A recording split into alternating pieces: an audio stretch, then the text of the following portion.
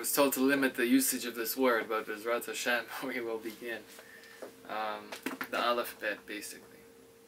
Because I just was rewatching the current 22 Keys to Life video I have, and that was practice, and that was, you know, it could be improved upon. I was saying letters for the entire time. Letters is not at all what's the definition of otiyot, which are signs or symbols, basically. And so we begin, right? Amrei le Rabbanan Rabbi Yehoshua ben Levi. Amrei le, they said to him. So who are we speaking about?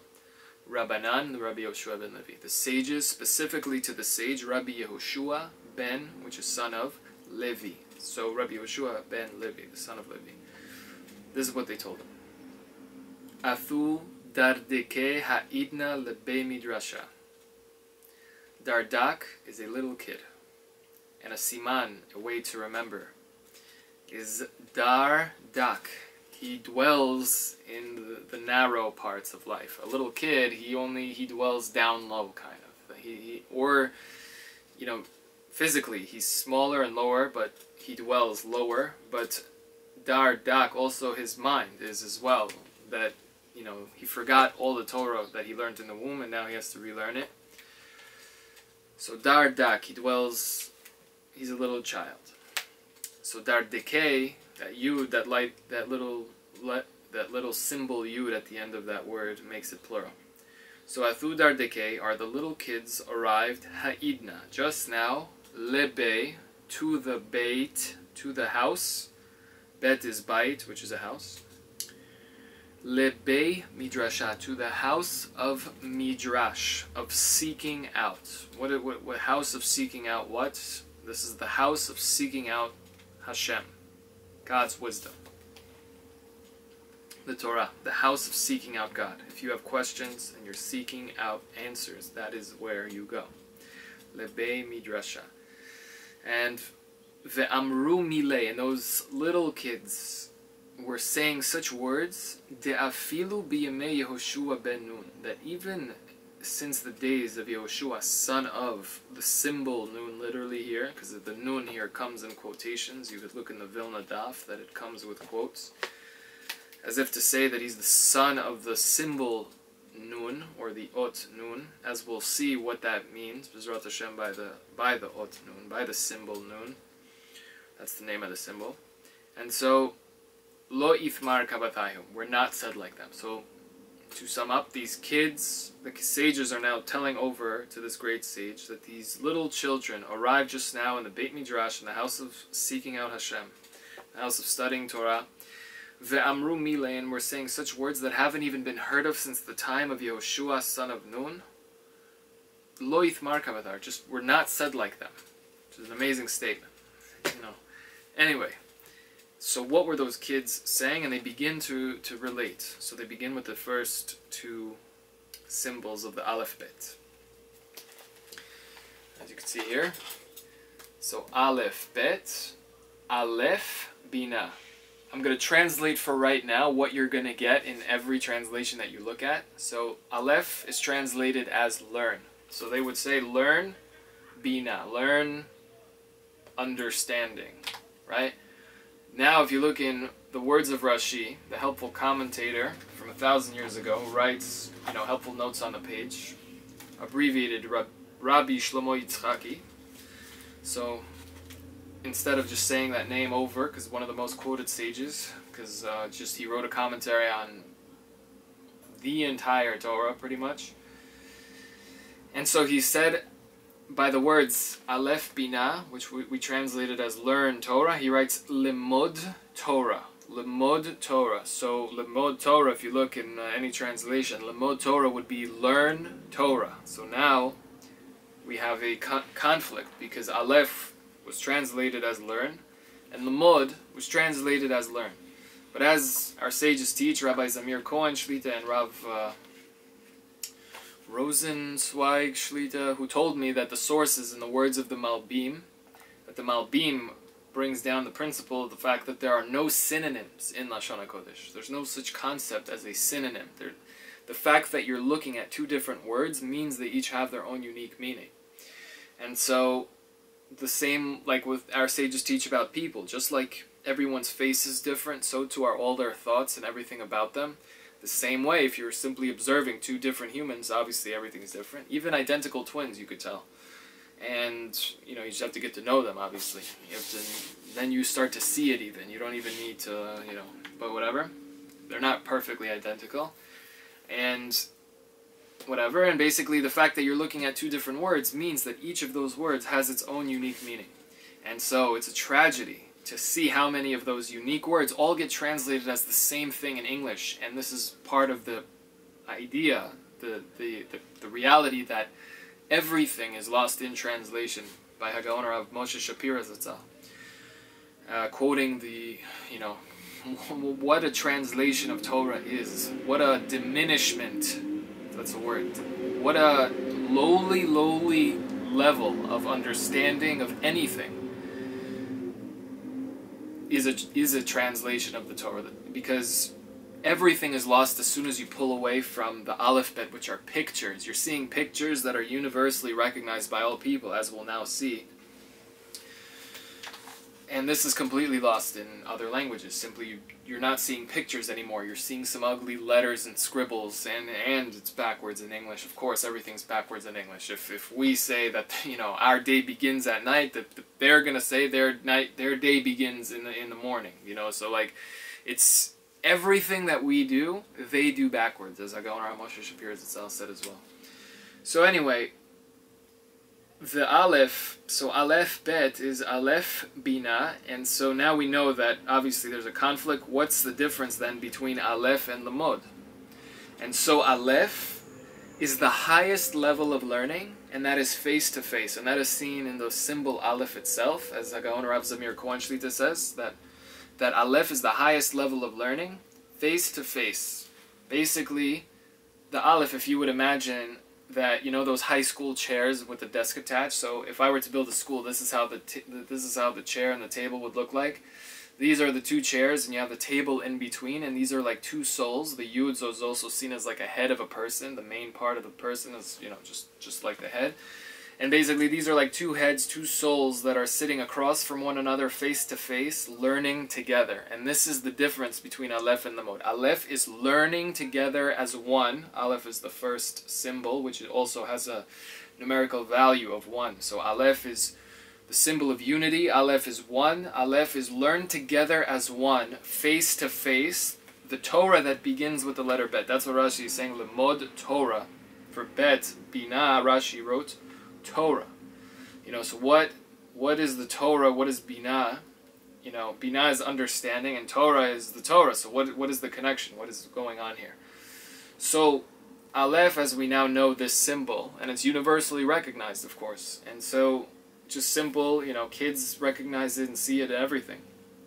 And so Rashi wrote for Binah Torah. So basically, as Rabbi Zamir Kohen Shlita sums up, learn together the Torah face to face, together as one. And the sages were so serious about learning together, they said, a'HAVAVA o metuta, either a friend or death. And they would actually, in fact, learn with someone who disagrees with them on every single thing.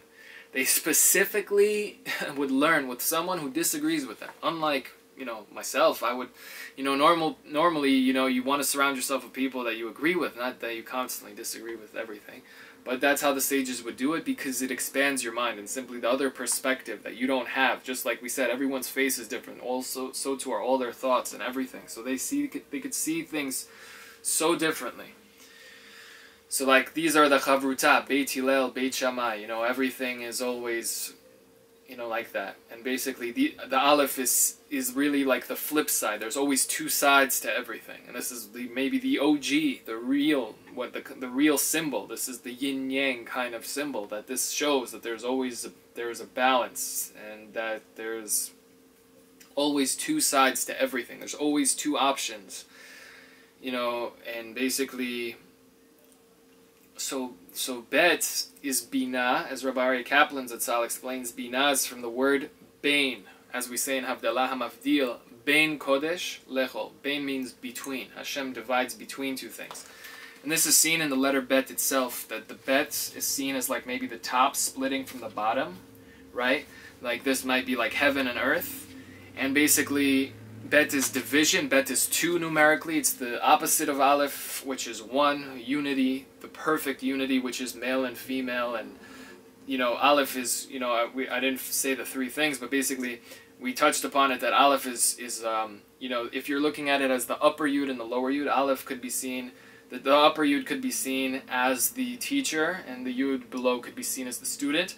Or simply, as we said, the example, like a high school setting, these are 2 friends sitting together face-to-face learning. Or this could be like husband and wife, or male and female, when they unite, they become one. That is the concept of unity, that oneness is the perfect unity of male and female. There is no unity other than that. As ו-האדם ידע את חווה, ועל כן יעזב איש את אביו ואת אמו, ודבק באשתו ויהיו לבשר אחד. That a person should leave, you know, for the man that says that you have to leave your home, and you find the Isha, you find your feminine half, and when you unite, that becomes one flesh. That is the concept of one. And so Hashem, the closest thing to Hashem on earth, are good parents. Not, God forbid, any other chas v'shalom story of other religions that, you know, every depiction of God on earth stems from them giving people the image and planting the image in their people's minds that God is some old grandpa looking dude up in the sky. God forbid, this lonely grandpa, chas v'shalom. The closest thing to Hashem is the perfect unity of male and female, which are like good parents. So alef and bet, so alef is learning together as one, face to face. The Torah that begins with a big letter bet. The Torah begins with a big letter bet that teaches a person bina, understanding how to differentiate between things. And so it's a perfect example right away that we needed bet, we needed bina to understand the difference between alef and the mod. And also, as Hagaon Rav Aryeh Kaplan Zatzal says, that bina also is literally half the letter aleph. Like if you tilt your head, you see like the ot, the symbol bet. That the bet is also literally half the symbol aleph. And so bet is already division, it's 2, but bet is bracha, it's good. It's not just simply dividing, but bet is like, you know, 1 cell splits into 2, 2 split into 4, and it continues, you know. Bet is bracha, that's why bracha, every single symbol in the word bracha is 2, 20, 200, meaning to say that that is what blessing, that is what bracha is. Everything like that.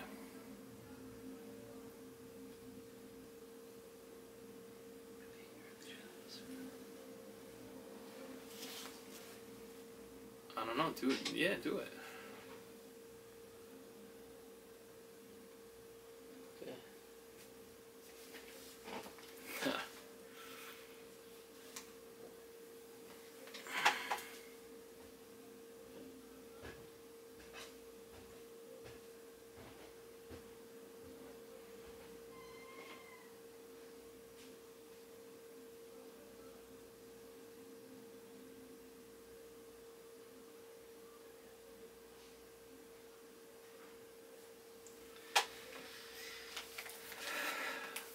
Sorry.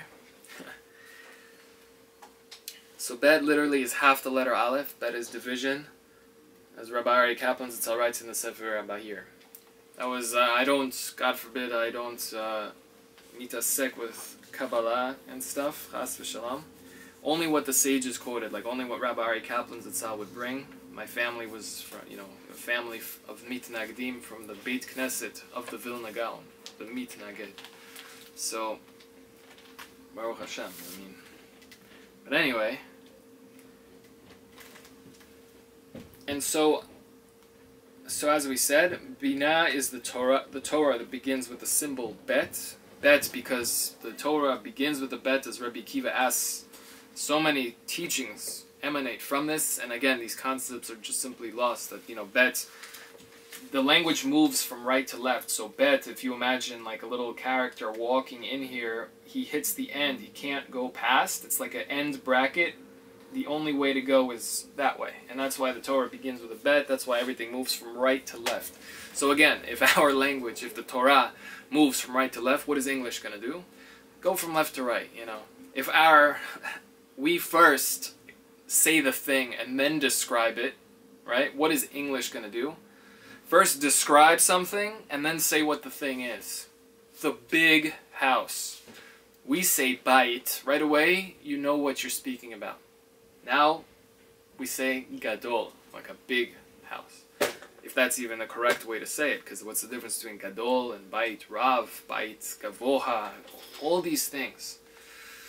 There are no synonyms, so, and we have to find the people who know the definitions, and all those definitions are probably hidden and scattered away throughout the Talmud. I know that as a matter of fact, I think. I know it because I've seen it, but I don't know how much is really hidden in there. I know that a lot of definition is in the Talmud, but I don't know how much. Like, do they literally explain every single word that you would have a question on, you know, in the Torah? Is it really all explained there? That I don't know. Probably, but I've seen already several definitions. Perfect definitions, meaning like actual definitions, finally. Explaining the difference between things. So the Aleph is like, once we fully grasp the difference, now we know the difference between things. We know, we could weigh it out. It's like scales. Everything connects with these symbols. So Aleph Bina, to sum up, learn together, together as one, face to face, the Torah that begins with a big letter bet, that teaches a person Bina, understanding how to differentiate between Kodesh and Chol. What is good and what is not good? What is pure? What is impure? What is light? What is darkness? What is life? What is death? The difference between what are these things, to fully understand. And basically, and just another thing, the bet, an important lesson is that as Rabbi Akiva says, why is the bet closed on all sides? And so the sages answer, because it's open to the future. That a person shouldn't concern himself. What is above? What is behind? What is below? Don't focus on the past. Don't look back. That whole lesson, you know, she turned into a pillar of salt. I saw somebody touch upon it in a joking way even, so this concept exists in the world, but that's really what it is. Finally, that explanation. What does it mean she turned into a pillar of salt when she looked back? So using today's modern terminology, you know, becoming salty. You know, salty because tears are salty and, you know, you cry, and so they are...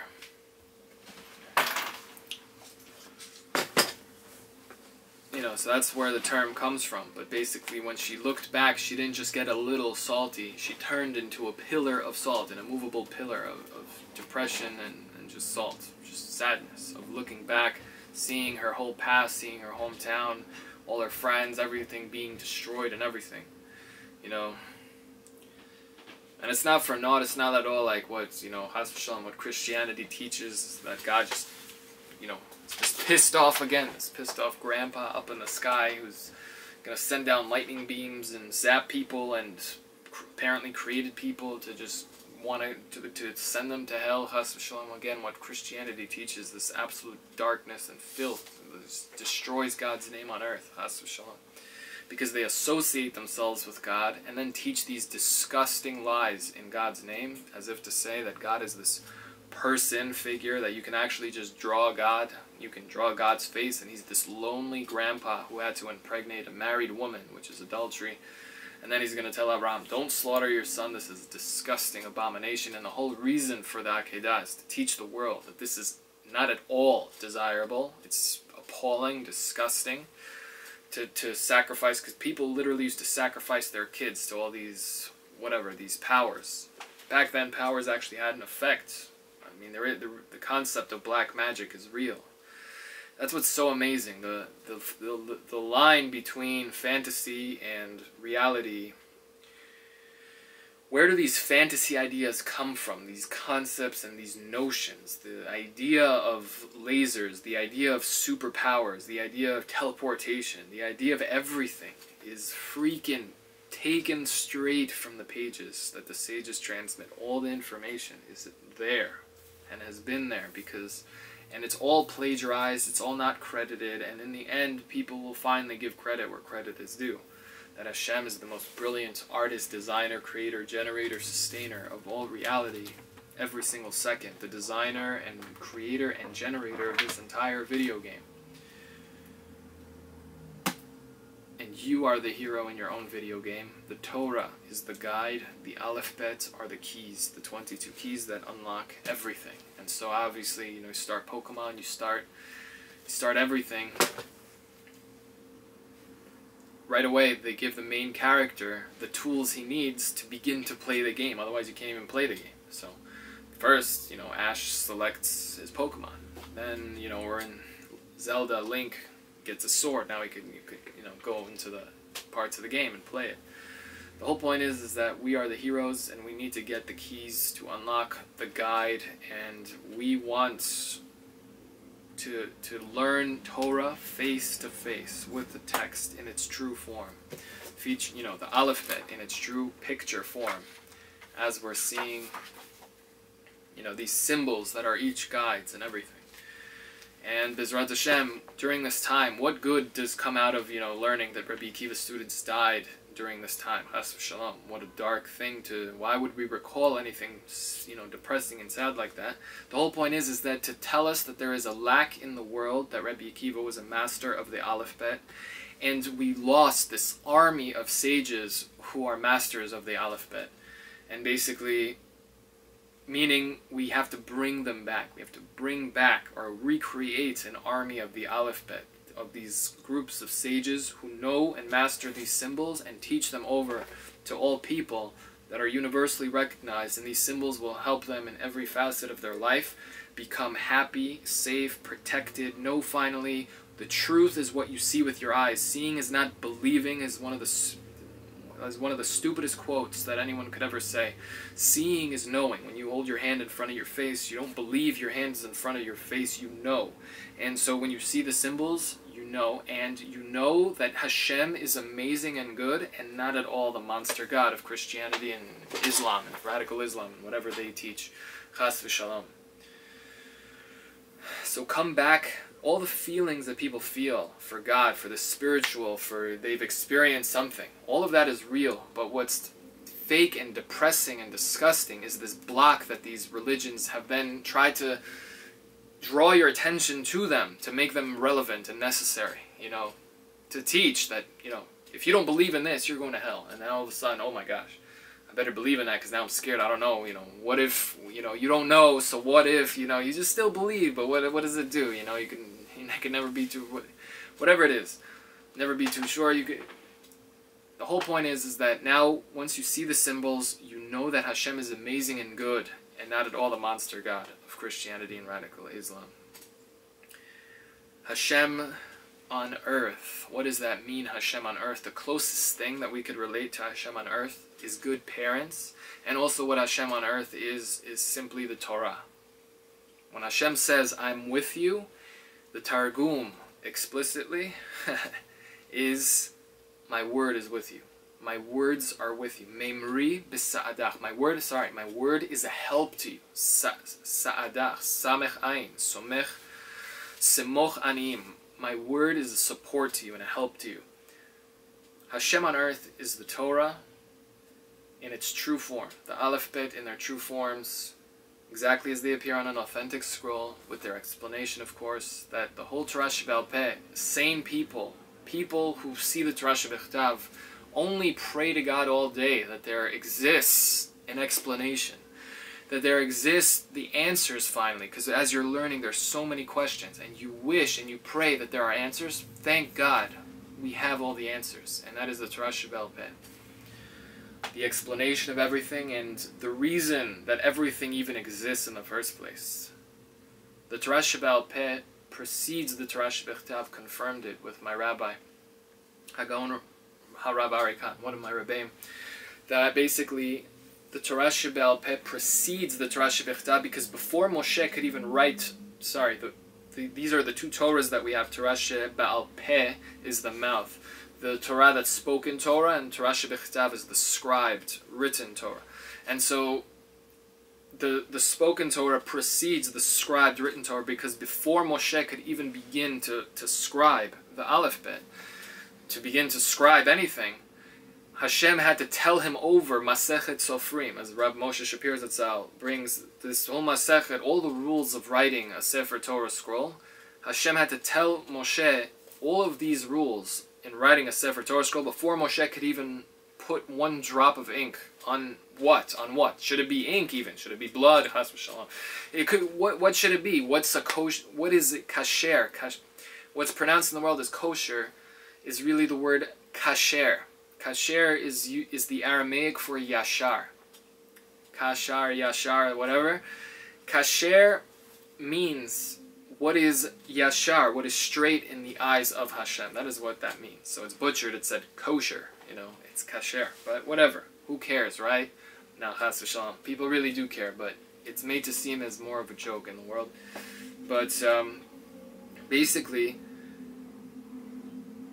so Hashem had to tell Moshe all of the rules, how to prepare the parchments, how to sew them together, which ink to use, which ink is appropriate to use, and then how does the alef bet shapes look like, describe it, what to do with the quill, make a line and slant it slightly at the bottom, continue it, then put the quill, all of these things have to be either demonstrated or spoken, and so the spoken precedes the written Torah. And now when you look at a written Torah, you're really seeing both Torahs, because why does the scroll look like that? Why is it a scroll? Why does it look like that? Why did the alef bet look like this? Because the Torah Sheba'al Peh exists, because Hashem said this is how it should be, and this is how it is. This is Moshe, and every Torah scroll on earth has to be copied symbol by symbol from a previously existing kosher Sefer Torah. And so that Sefer Torah, the only way that it exists is that it too has to be copied symbol by symbol from a previously existing kosher, and that one exists because it was copied from a previous, and that one exists, and it continues back to the original Sefer Torah that Moshe brought down. But Moshe wrote a total of 13 different Sifrei Torahs, and again, 13 is such a beautiful number. So what are they going to do? They're going to make it the most hated, creepy number. It's even appropriate. That's what it is today. Again, it's just a silly, silly attack. This older brother who just, whatever it is, I don't even know what it is, but again, people who are seeking truth are finally can get answers finally, and free themselves, free their families from the oppression and depression, clinical, psychotic depression that is Christianity. That view of life, no wonder the world is the way that it is. That depressing view of life. Of course, this is what the world is. Of course, every futuristic movie is going to be about the world blowing up and everybody dying, because that's what they want, because everything's so dark. That's considered a good ending. God forbid all of this craziness. Wonder why people are depressed, suicidal. It's because these are the thoughts that are prevalent in the world. Missionaries going out into the world and teaching people this disgusting filth in God's name. And the thing is, some of them might be the best people and they're good, but they don't realize themselves. God forbid. To murder your son is the most deranged, sick thing that you could ever do. Don't you dare. That's the danger of Christianity, that it teaches that these are praiseworthy things, that this is the loftiest act of slaughtering your son, God forbid. The more you love someone, the more you want to slaughter. God forbid what this teaches. B'ezrat Hashem, it will be destroyed. Meaning, passively, that people will finally leave that darkness behind and simply study the alef bet in their true forms with their explanations. And we're going to make a whole video for culture.